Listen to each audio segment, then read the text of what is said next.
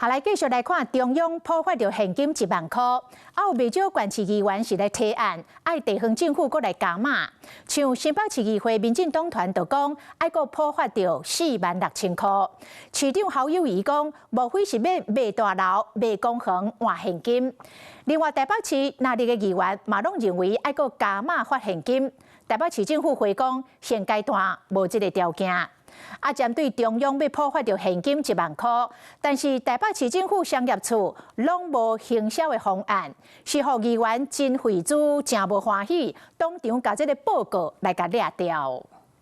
我觉得我非常不满意你们这一张。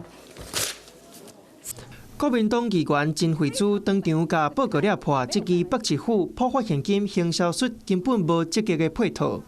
在我们的那个回应的资料里面的第2段是有写到说，我们为了要借由补发现金的政策引导民众台北市消费，那商业处已经着手在研定了相关的一个消费抽奖活动。报告个什么鬼啊！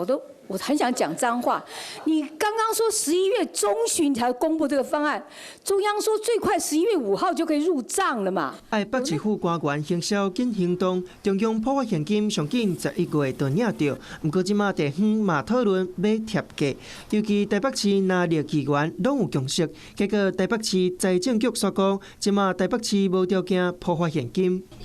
要跟中央要发放1万块的补发现金的时候是一个态度，那现在要求台北市政府共享经济发放补发现金的部分又是一个态度。如果台北市的财务空间很大，那当然超收的部分进行补发现金议员们应该也都会支持。但是蒋万安要做的第一件事是先向中央确定到底哪一些台北市的补助款会被中央删除。补发现金，补发现金，新北加码，新北加码。民进党新北市议员骑牌仔徛伫后市场边啊，喊话市府贴价4.6万。新北市长侯友宜就讲，敢讲要卖大楼、卖公园来换现金。来看各地方破发状况，除了双北、基隆市林营提案破发2万，桃园市林营提案破发1.5万，南营是甲3个国旗划为中央爱专业补助，台中市林营提案破发5万，台南市南青拢提案破发1000块，也那新竹市是已经确定贴价5000块。除了中央破发1万以外，